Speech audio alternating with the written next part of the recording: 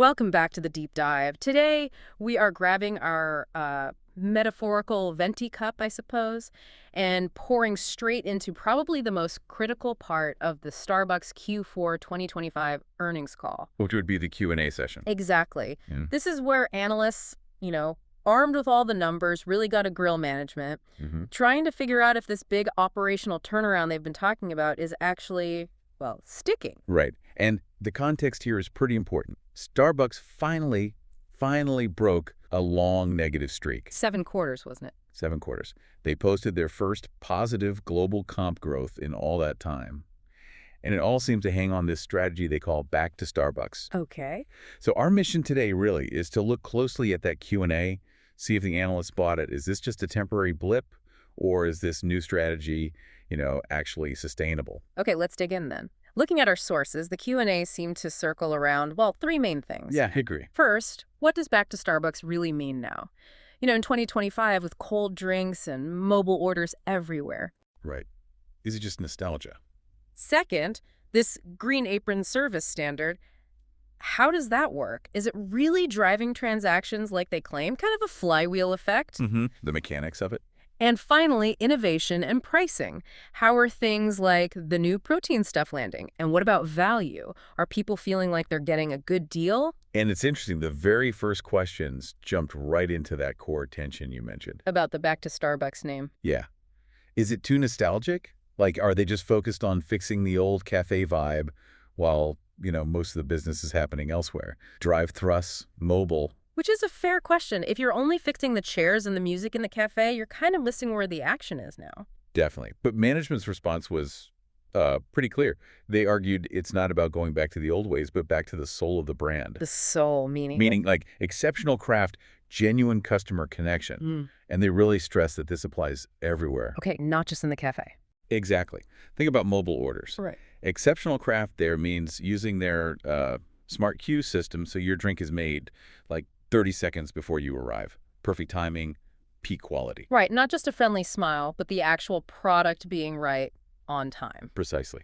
Yeah. So if it's holistic like that, the proof can't just be, happy people sitting inside. It needs to be in the numbers. Which is why management pointed straight to transaction volume. Ah, the key metric. Yes. They basically said, look, we launched Green Apron service mid-August, and boom, September was our first month with positive transaction comp growth. Direct link, they argued. Okay, let's unpack transaction comp growth just quickly. That means more individual customer visits, right? Not just people spending more per visit. Exactly that. More people choosing to come to Starbucks compared to the same time last year.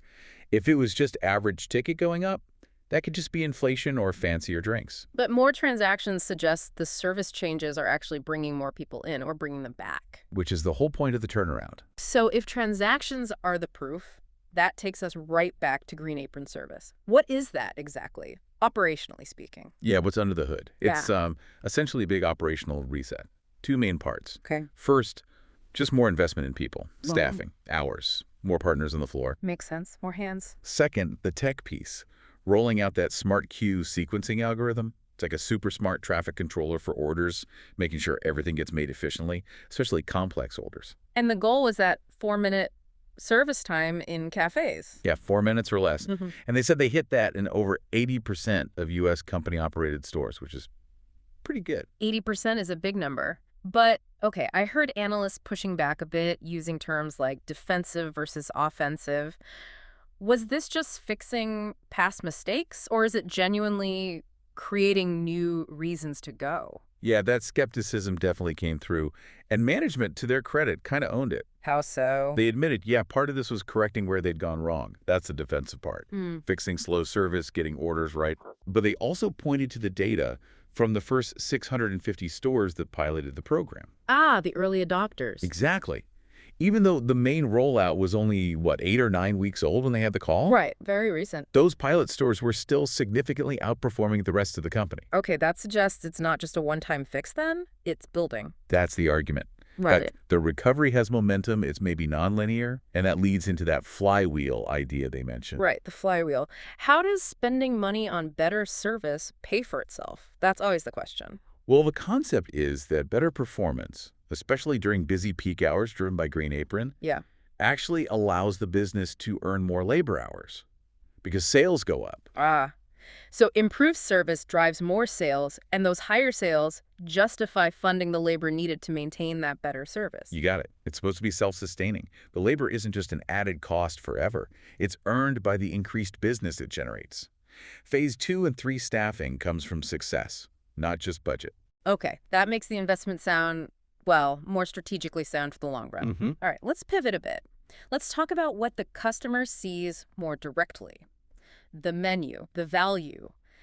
Big focus on the new protein platform. How's that doing? Seems promising. Based on their comments, you can get it as cold foam or in lattes. Works in like 90% of drinks. And who's buying it? This was interesting. They specifically called out that it's bringing in less frequent rewards customers more often. Less frequent ones. That's key for growth, right? Not just getting the regulars to spend more. Exactly. It seems to be working as a reason for those occasional visitors to come in a bit more regularly. A transaction driver for that specific group. Okay, but hang on. You mentioned protein, but they highlighted protein pumpkin cold foam. Yeah, no, it sounds a bit like a contradiction in terms, nutritionally perhaps. Right, like how is that a value driver? Well, they framed the whole platform as providing tremendous value. Not just flavor, but the customization and apparently the actual macro content for the price. So the grams of protein you get? That seemed to be part of the pitch. And oddly enough, yes, the protein pumpkin cold foam was one of the main ways people were first trying it out. Huh. Okay. Well, beyond protein, value perception is huge, especially with inflation sticking around. They said value scores improved. How? Is it just faster service? It was more than just speed, though that's part of feeling respected, which is value. They mentioned a few things. Like what? Bringing back the condiment bar? Seems small, but people notice. True. Simplifying the pricing structure? Less confusion? And a big one, getting rid of the extra charge for non-dairy milks. That was a sore point for many. It was. So removing those little friction points, those nickel and dime feelings, helps rebuild that sense of goodwill and value. Makes sense. It's not just the price tag, but the feeling of being treated fairly. Right. So thinking about price tags, what about next year, 2026? Should we expect prices to jump across the board to pay for all this? Management was pretty direct on this. They said pricing will be very strategic, very targeted, meaning they do not see broad-scale price increases across the whole menu. That was explicit. Okay, that's somewhat reassuring for customers. They also had to acknowledge reality. Yeah. Coffee prices are still high. The commodity costs. Yeah, and they expect that to be a headwind probably through at least the first half of their fiscal 2026. So targeted increases seem likely, just maybe not on everything. Got it. Strategic, not blanket. Okay, let's touch on store portfolio. The Q4 results mention, what was it, 107 net store closures? That's right. Net closures globally. Sounds like cleaning house a bit. What was the logic there? How did they decide which ones to close? Pretty straightforward. Two main criteria they use as a filter. Which were? One, the store just couldn't consistently deliver the kind of customer experience they want, maybe layout issues, staffing challenges, whatever. And two. No realistic path to profitability. And when analysts pushed, they said the biggest reason for unprofitability was usually failing to get enough top-line revenue. AUVs, right. Average unit volumes. Just not enough sales coming through the door. Exactly. If the AUV is too low, you just can't cover the rent and labor costs sustainably. So closing these must help the overall numbers then, even if total revenue dips slightly. Yeah, they expect the closures to be slightly accretive to operating margins going forward. Accretive meaning boosting the profit percentage. Right. Because you're cutting out stores that were losing money or barely breaking even, stops the drag on overall profitability. Do they say if the customers from those closed stores just disappeared? Actually, they seem pleased. Oh. They mentioned that the sales transfer to nearby stores was a little higher than expected. Oh, interesting. So people mostly just went to the next closest Starbucks. Seems like it. Kept them in the system. Okay, last area then. The wider world. Competition, the economy. Any concerns about younger customers, say under 75, cutting back? They addressed it. Their stance is basically, our best offense is leveraging our massive scale. Meaning their huge network. Yeah. Biggest mobile order business, biggest drive-through, biggest cafe coffee business in the U.S. Hard to compete with that footprint. And are younger people responding? They said they're seeing a nice response in transactions from all age groups, including the under 35s, if they deliver on that promise of exceptional service and value. When they get it right, apparently the customers are choosing them. So it all comes back to execution. Pretty much. Get the experience right, And the customers will come regardless of age, seems to be the message. Okay, so let's try and wrap this up. The big takeaway seems to be that this back to Starbucks strategy, focusing heavily on operations and the partner experience, well, it's showing some early signs of working. Yeah, moving from 6 straight quarters of negative comps to positive in Q4 is significant, And management is pinning that directly on transaction growth from better service. driven by Green Apron. And this whole success story really rests on that flywheel idea we talked about. Right, that service driving sales, which funds more service. Now, they didn't give detailed guidance for fiscal 26 yet. It's coming at their Investor Day, probably late January 2026, they said. So we wait for that. But until then, all eyes are on whether this momentum holds up. And I guess that leaves us with the big question for you, the listener, to think about. Mm-hmm. The whole strategy relies on this idea that amazing service creates its own growth, pays for itself.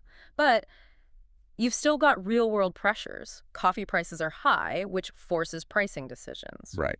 The strategic targeted ones they mentioned. So can this focus on craft and connection keep driving growth strongly enough? Or will consumers facing those higher prices and maybe feeling pinched eventually choose basic value over the premium experience? Experience versus price. That's the core tension, isn't it? It really is. Can that flywheel keep spinning fast enough to overcome those headwinds? That's what we'll be watching heading into 2026. A lot to track until that Investor Day. Definitely. Absolutely. Well, thank you for joining us for this deep dive into the Starbucks Q4 Q&A. We'll catch you next time.